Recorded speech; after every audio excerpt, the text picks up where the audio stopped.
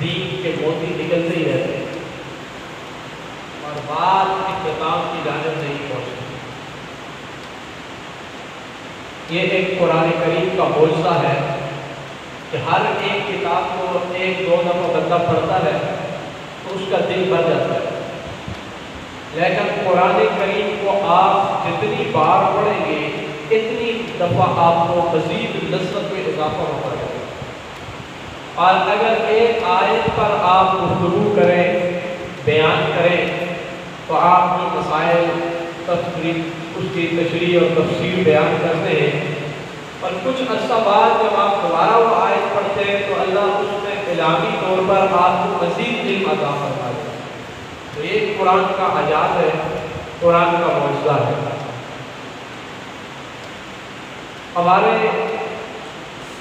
اسلام کی جو دلیل ہے، جو میں نے پچھلے بیان میں آپ کو بتائی تھی، کہ وہ اصحاب رسول صلی اللہ علیہ وسلم کے گرد گھومتی ہے، کہ ہمارے ایمان اور اسلام کے گواہ جناب صحابہ اکرام ہیں۔ اب اللہ نے قرآن کریم میں معیار ایمان قرار دیا ان ہستیوں کو۔ کوئی بندہ کافر ہے، مشرک ہے، یہودی ہے، عیسائی ہے، سکھ ہے، غیر مسلم کسی بھی مذہب کا ہے، تو وہ جب اسلام میں آتا ہے تو آ کر یہ سوال کرتا ہے کہ میں کیسا مسلمان بنوں۔ ایک سوال پیدا ہوتا ہے کہ میں کیسا مسلمان بنوں، میرا معیار کیا ہونا چاہیے ایمان کا۔ آج کا تو فرقہ واریت کا زمانہ ہے، لوگ اسلام کو چھوڑ کر اپنی جماعتوں کو ترجیح دیتے ہیں، مسلک کو ترجیح دیتے ہیں، اسلام کی بات نہیں کرتے۔ یہ وہ ایسا جرم ہے کہ جس جرم نے غیر مسلموں کا اسلام میں داخلہ بند کر دیا، اور اس سے لبرل ازم میں اضافہ ہو رہا ہے، لوگ نادین ہو رہے ہیں۔ یعنی باہمی جو ہماری جنگ و جدل ہے، مسالک کی لڑائی ہے، تحریکوں کی لڑائی ہے، مسلمان ایک دوسرے پر کفر کے فتوے لگائے پھرتے ہیں، تو اس سے جو غیر مسلم ہے ان کا اسلام میں داخلہ بند ہو رہا ہے۔ ان کے ذہنوں میں اسلام کے خلاف سازشیں بڑھ رہی ہیں کہ اگر یہ ایک دوسرے کو کافر بتائے پھرتے ہیں تو ہم کس اسلام کی بات کریں اور کس اسلام میں جائیں۔ تو اس چیز کا ایک نقصان ہوا ہے، اور یہ دشمن اسلام کی ایک ناپاک سازش تھی کہ لوگوں کے ذہنوں میں اسلام کی حقانیت کے بارے میں ایسے اشکالات پیدا کر دو کہ تاکہ لوگ اسلام کے اندر داخل ہونا بند کر دیں۔ لوگوں کے ذہنوں میں اشکال ہو تو جب آپ کے ذہن میں ایک اشکال پیدا ہو جائے گا کہ یہ تو ایک دوسرے کو کافر بتائے پھرتے ہیں، اسلام کون سا ہے، تو اب نیا آدمی جو آئے گا وہ کہاں جائے گا بیچارہ۔ یہ وہ سازش تھی انگریز بے ایمان کی، جس نے مسلمانوں کو تفریق میں ڈالا کہ ان کے اندر سے روح محمد کو چھین لو، ان کے اندر سے جذبہ عشق مصطفیٰ کو نکال دو، اور ان کو باہمی جنگ جدل اور فرقہ واریت اور مسالک اور فروعی اختلافات کی بنیاد پر تقسیم کر دو۔ کہ یہ جب تقسیم ہو جائیں گے ان کی طاقت بکھر جائے گی، اور جب ان کی طاقت بکھر جائے گی تو پھر غیر مسلموں کا اسلام میں داخلہ بند ہو جائے گا۔ اور بنیادی طور پر جب کوئی اسلام میں داخل ہو تو اس کے سامنے معیار کیا ہونا چاہیے کہ وہ اسلام میں آئے، تو قرآن نے اس کا ضابطہ دیا ہے فَإِنْ آمَنُوا بِمِثْلِ مَا آمَنْتُمْ بِهِ فَقَدِ اهْتَدَوْا۔ آپ ان لوگوں جیسا ایمان لائیں جیسے وہ ایمان لائے، یعنی صحابہ اکرام رضوان اللہ تعالیٰ علیہ۔ ہمارے ایمان کا معیار جناب صحابہ اکرام ہے کہ جب بھی کوئی کافر اسلام میں داخل ہونے کے لیے سوال کرے تو اس کے سامنے یہی آیت مبارکہ رکھی جائے کہ ایسا ایمان لے کر آؤ جس طرح جناب صحابہ اکرام ایمان لے کر کے آئے۔ اور اصحاب رسول صلی اللہ تعالیٰ علیہ وسلم کا ایمان کیسا تھا، یہ ہر مسلمان کے لیے ضروری ہے کہ وہ اس کو سمجھے۔ جب صحابہ اکرام کے ایمان کو آپ سمجھیں گے کہ وہ کیسا تھا، تو پھر آپ کی اپنی اصلاح ہوگی۔ جیسے میں نے گزشتہ 2 جمعوں میں صحابہ اکرام کے مقام آپ کے سامنے رکھا کہ وہ ایسا مقام ہے کہ اب کسی کو حاصل نہیں ہو سکتا چاہے وہ جتنی ریاضت اور عبادت کرے۔ حضرت عبداللہ بن مبارک رحمہ اللہ سے کسی نے سوال کیا کہ حضرت امیر معاویہ رضی اللہ تعالیٰ عنہ افضل ہے یا حضرت عمر بن عبدالعزیز رحمۃ اللہ تعالیٰ علیہ افضل ہے؟ یہ سوال کیا۔ عمر بن عبدالعزیز تابعی ہیں اور حضرت امیر معاویہ صحابی ہیں۔ تو عبداللہ بن مبارک رحمہ اللہ نے جواب دیا کہ عمر بن عبدالعزیز اس خاک کا بھی مقابلہ نہیں کر سکتے کہ جو خاک معاویہ بن ابی سفیان رضی اللہ تعالیٰ کے گھوڑے کی ناک میں گئی ہے معیت رسول اللہ صلی اللہ علیہ وسلم۔ کہ صحابی کا اتنا بڑا مقام ہے کہ حضرت عمر بن عبدالعزیز ایک تابعی ہے، بہت بڑے اللہ کے ولی ہیں، لیکن صحابی کے گھوڑے کی ناک میں جو مٹی گئی ہے نا وہ اس کا بھی مقابلہ نہیں کر سکتے۔ وہ مٹی بھی ایک ولی سے افضل ہے کہ وہ کس کی ناک میں گئی ہے؟ صحابی کے گھوڑے کی۔ مقام صحابیت اتنا بلند اعلیٰ عرفہ ہے کہ یہ نسبت جسے مل گئی اسے مل گئی، اب یہ کسی کو حاصل نہیں ہے، اب یہ کوئی حاصل کر نہیں سکتا، کیونکہ اب آمنہ کے لال نے دوبارہ دنیا پہ تشریف نہیں لانا اور آپ کی صحبت کسی کو مل نہیں۔ یہ تو ایک ہی بار نصیب میں جس کے آیا اسے مل گیا، اور وہ بھی اسی کو ملا جس کو اللہ نے پسند فرما کر آپ کے سامنے لایا۔ تو فرمایا کہ عمر عبدالعزیز ان کے گھوڑے کی ناک میں پڑنے والی مٹی کا بھی مقابلہ نہیں کر سکتے۔ حضرت امیر معاویہ کا مقام اتنا بلند اور بالا اور اعلیٰ عرفہ۔ اب چونکہ لوگوں کو اس بارے میں علم نہیں ہوتا، مقام صحابیت نہیں سمجھتے، اور جب کوئی ان کے ذہن میں کوئی ایسی ویسی بات ڈالتا ہے تو پھر کیا ہوتا ہے کہ وہ اختلافات کا شکار ہو جاتے ہیں، اور صحابہ اکرام پر ان کی زبانوں سے لم تم شروع ہو جاتی ہے۔ نعوذ باللہ۔ یہ ہمارے اہل سنت کی بات میں کر رہا ہوں کہ انہوں نے مقام صحابیت نہیں سمجھا، اور جب کسی نے کہا دیکھو یہ ہو گیا، انہوں نے یہ کر دیا وہ کر دیا، تو یہ بغیر سوچے سمجھے صحابہ پر تانا تشلیل کر دیا، جبکہ ہمیں کوئی حق حاصل نہیں ہے کہ ہم نبی پاک صلی اللہ علیہ وسلم کے شاگردوں کے فیصلے 1400 سال کے بعد کریں۔ کوئی حق ہمیں حاصل ہے؟ اگر ان کے آپس میں جھگڑے تھے تو ان جھگڑوں کے ذمہ دار ہم نہیں ہیں۔ ہم نے تو وہ دیکھنا ہے کہ رسول اللہ صلی اللہ علیہ وسلم نے ان کے بارے میں کیا کہا اور قرآن نے ان کے بارے میں کیا کہا۔ ہمارے لیے یہ بات پسند ہے، نہ تو حضرت علی رضی اللہ تعالیٰ عنہ ہمارے رشتہ دار ہیں، اور نہ حضرت امیر معاویہ رضی اللہ تعالیٰ سے ہماری کوئی رشتہ داری ہے۔ ہمارا جو تعلق ہے وہ ان دونوں ہستیوں سے ایمان کا تعلق ہے، اور ایمان کا تعلق جس طرح آل نبی سے ہے اس طرح آل اصحاب سے بھی ہے، جس طرح حضرت علی اور ان کی آل سے ہے ایسے ہی سیدنا حضرت امیر معاویہ سے بھی۔ ہم یہ کہتے ہیں کہ رسول اللہ صلی اللہ علیہ وسلم کا جو شاگرد ہے اس کا مقابلہ دنیا کا کوئی بندہ نہیں کر سکتا، چاہے وہ چھوٹا ہے چاہے وہ بڑا ہے، چاہے وہ رشتہ دار ہے یا غیر رشتہ دار ہے۔ یہ صحبت مصطفیٰ اتنی بڑی چیز ہے جو اس میں آ گیا وہ اعلیٰ ورفع ہو۔ اب بعض لوگوں کا یہ خیال ہوتا ہے کہ جی دیکھیں حضرت علی اور حضرت امیر معاویہ کی آپس میں جنگ ہوئی ہے، جبکہ قانون یہ ہے مشاجرات صحابہ میں کہ اگر صحابہ کے درمیان کوئی کمی بیشی ہو گئی ہے تو نبی کا ہر صحابی مجتہد ہے، ہر صحابی عالم ہے، اور جب مجتہد کوئی فیصلہ کرتا ہے اگر وہ صحیح کرے تو اس کو 2 نیکیاں ملتی ہیں، اور اگر اس کا فیصلہ ٹھیک نہ ہو غلط ہو تو اس کو پھر بھی 1 نیکی ملتی ہے۔ یہ محفوظ طبقہ ہے، اللہ نے ان کو محفوظ بنایا ہے۔ اب یہ تان و تشریح کرنا اہل سنت کا وظیفہ نہیں ہے، اور ہمارے اہل سنت میں بعض لوگ حضرت امیر معاویہ رضی اللہ تعالیٰ سے بغض رکھتے ہیں، اور بعض اتنا بڑھا دیتے ہیں کہ وہ بھی مقام سے آگے گزر جاتے ہیں۔ اس لیے ہم کہتے ہیں کہ اہل سنت والجماعت کا مذہب یہ ہے افراط و تفریط سے پاک راہ اعتدال، ہم نہ کسی کو اتنا آگے لے کے جائیں کہ اس کا مقام نہ ہو، اور نہ کسی کو اتنا گرائیں کہ اس کے مقام سے نیچے گرا۔ جو چیز ہمارے سامنے جمہور اہل سنت سے چلی آ رہی ہے وہی ہمارے لیے معیار ایمان ہے۔ تو اس کے لیے صحابہ کرام کے جو جنگ و جدل تاریخ میں لکھے ہیں وہ تاریخی روایات ساری سچی نہیں ہے۔ جو تاریخ ہے، اب اس تاریخ کے اوپر آپ کیسے اعتماد کر سکتے ہیں؟ وہ کوئی قرآن و حدیث تو ہے نہیں، اور تاریخ لکھنے والا مصنف کوئی بھی ہو سکتا ہے۔ تو اس لیے تاریخ کے آئینے میں پیغمبر کے صحابہ کو تاریخ کے ترازو میں مت تولو، یہ قرآن کے ترازو میں تلے ہوئے لوگ ہیں، اور ان کا فیصلہ رضی اللہ عنہ و رضوا عنہ کہہ کر اللہ نے کر دیا ہے کہ ان سے میں راضی ہوں اور یہ مجھ سے راضی ہوں۔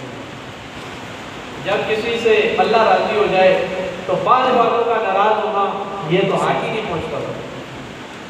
تو صحابہ اکرام کی طرح ایمان لے کر آؤ۔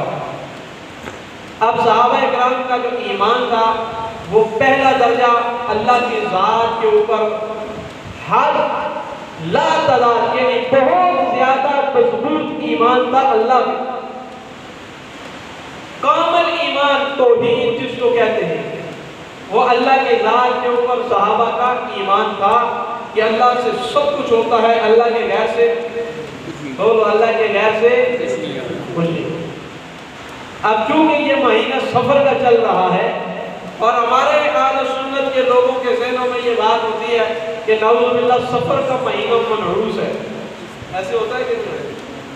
پوچھتے نہیں، جبکہ شرعاً سفر کے مہینے کا منحوس ہونا قرآن اور حدیث سے ثابت نہیں ہے۔ لوگ اس مہینے میں شادی نہیں کرتے،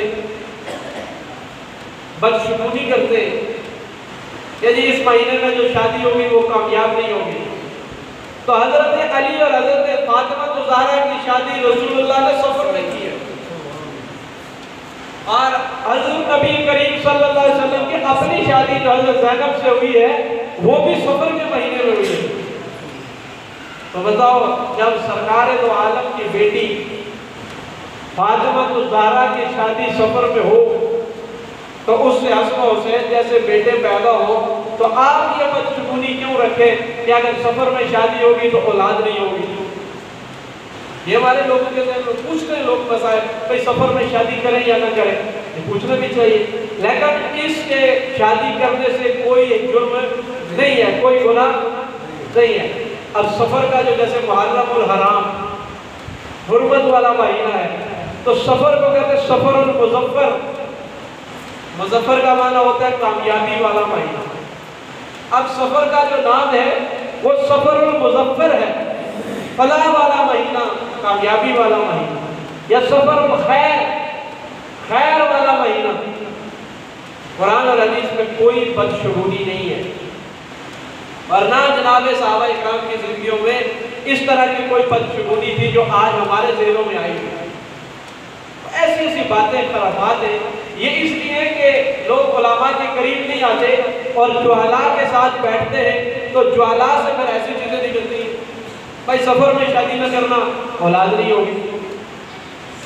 قرآن میں لکھا ہے، کوئی حدیث میں ایسی روایت ہے، صحابہ اکرام کی زندگیوں میں ہے، جبکہ ہمارا معیار ایمان کون ہے؟ بولو، صحابہ اکرام ہے نا۔ میں نے ابھی آپ کو بتایا نا کہ یاد آپ کو نہیں رہتی کہ معیار ایمان کون ہے؟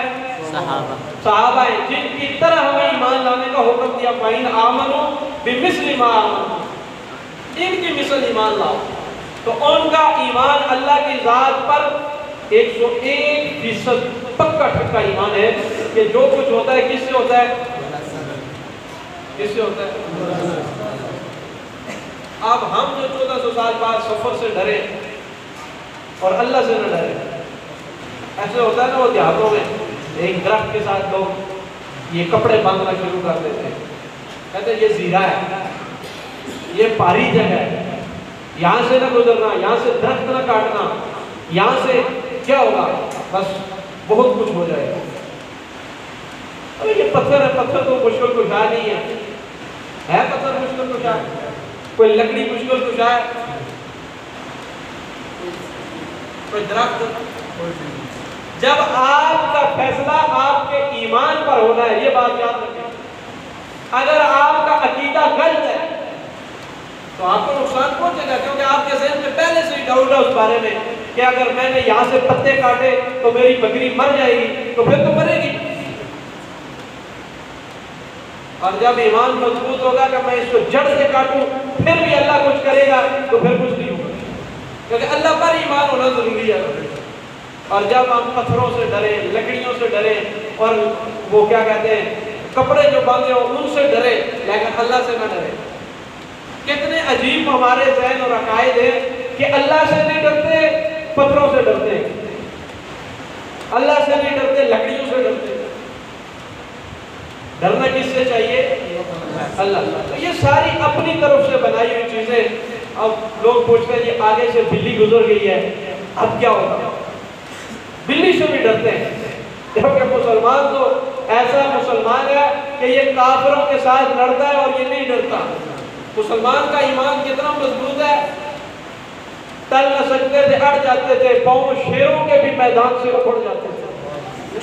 یہ ایسے صحابہ تھے جب میدان میں اترتے تھے تو شیروں کے پاؤں بھی زمین سے اکھڑ جاتے تھے۔ یہ وہ صحابہ تھے، اللہ کے نبی کے صحابی حضرت سفینہ رضی اللہ تعالیٰ مدینے سے باہر نکلے، جنگل میں پہنچے، دیکھا کہ آگے سے شیر آ رہا ہے، وہ کچھ بڑبڑا رہا ہے، تو انہوں نے اس کو مخاطب کر کہا ٹھہر جا، تجھے پتہ ہونا چاہیے میں محمد کا صحابی ہوں صلی اللہ علیہ وسلم۔ اب شیر اور مچلنے لگا، بھوکا شیر۔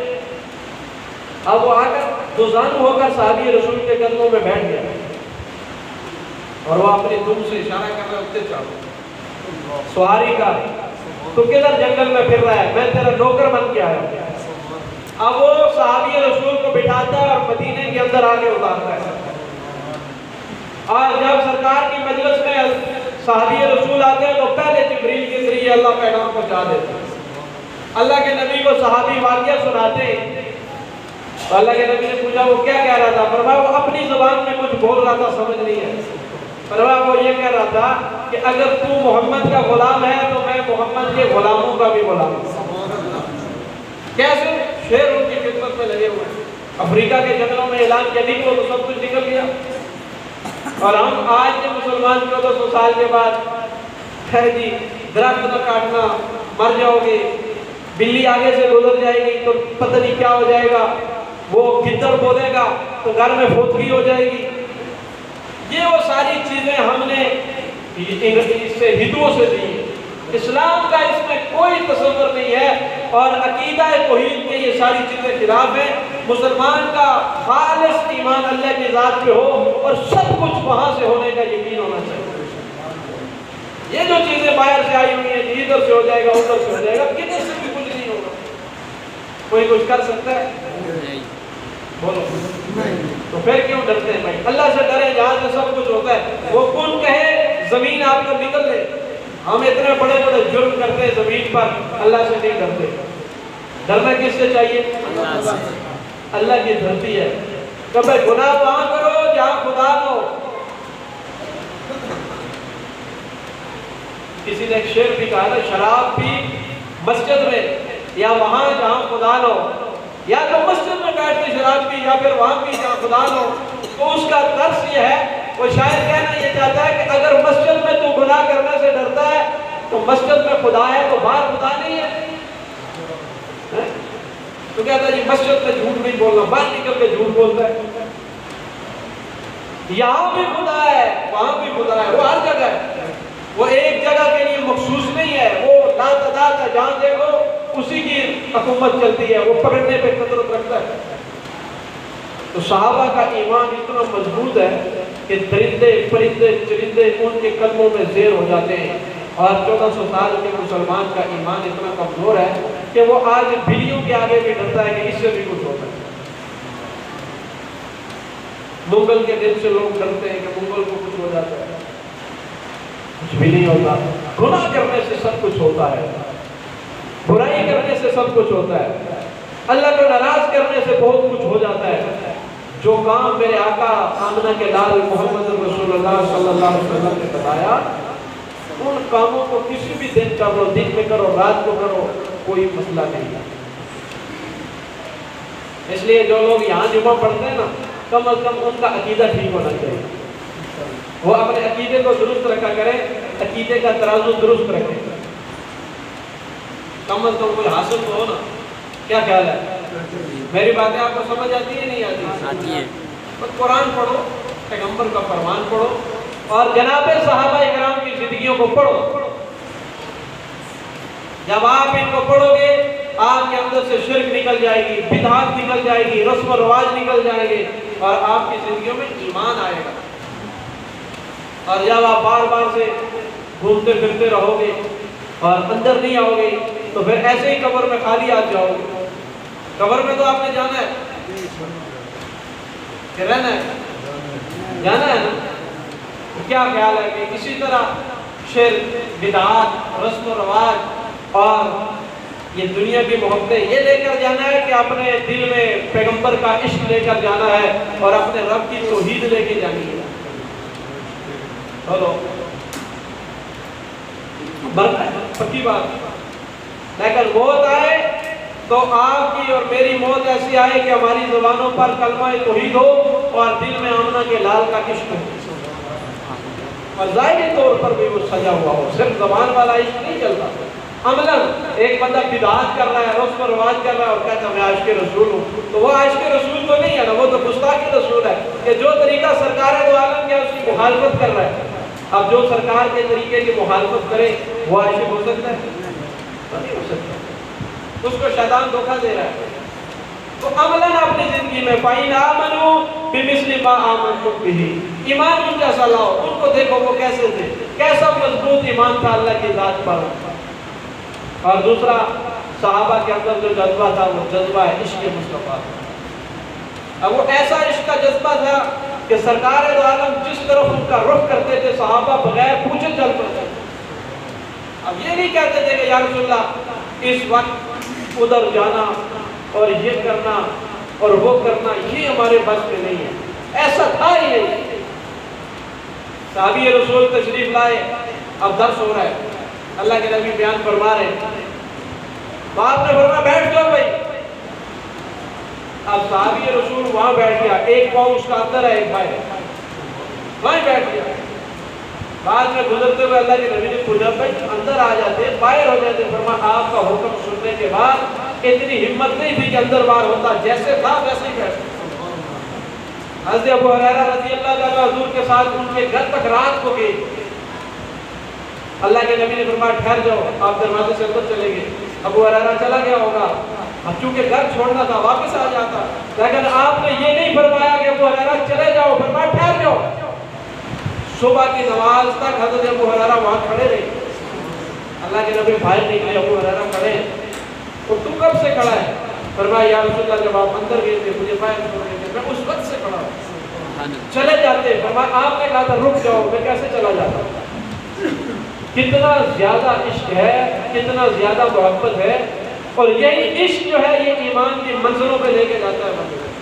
صحابہ اکرام کو جو برکات نصیب ہوئی ہیں وہ آپ کی صحبت اور آپ کے عشق سے نصیب ہوئی ہیں۔ علماء فرماتے ہیں کہ چار آئین جو ہے نا، چار آئین جب وہ بندے کے اندر آتے ہیں تو پھر بندہ کامیاب ہوتا ہے۔ یعنی پہلا آئین علم کا، بندے کے پاس علم کا ہونا ضروری ہے۔ پھر آئین عقل کا، کہ اس کے پاس علم بھی ہو اور عقل بھی ہو۔ پھر آئین عبادت کا، یعنی وہ عابد بھی ہو، اللہ کی عبادت بھی کرنے والا ہو۔ اور پھر آئین عشق کا، کہ اسے اللہ اور اس کے حبیب سے عشق بھی ہو۔ یہ چار آئین ملیں گے تو پھر جا کے وہ کامیاب ہوگا۔ اب ابلیس کے اندر تین عشق تھے، وہ عالم بھی تھا، عابد بھی تھا اور عاقل بھی تھا، لیکن عاشق نہیں تھا۔ تین چیزیں تو اس میں تھی، علم، عمل، عقل، لیکن عشق نہیں تھا۔ اب عشق نہیں تھا تو وہ خدا سے الجھ پڑا اور تباہ ہو گیا۔ اب یہی بات ہے کہ آج اگر ہمارے اندر علم نہیں ہے تو عمل کیسے ہوگا؟ آج لوگ کہتے ہیں کہ علم نہیں ہوگا تو اللہ نہیں پوچھے گا، یہ بھی ایک شیطانی خیال اور وسوسہ ہے جو تمہارے ذہن میں ہے۔ اللہ نے یہ کہا ہے کہ سیکھو، کیوں نہیں سیکھا؟ اس پہ ڈبل سزا ہوگی۔ صرف جمعے کے لیے 10 منٹ کے لیے آئے، وہ بھی کاموں میں بھجے دے دے، تو سچی بات نہیں سنتی ہے، پورا ہفتہ دین کی کوئی بات نہیں ہے، تو پھر ہماری کیا، ہم کیسے مسلمان ہیں؟ اور اللہ کیا جواب دیں گے جب اللہ پوچھے گا بھائی کیا کر کے آئے ہو؟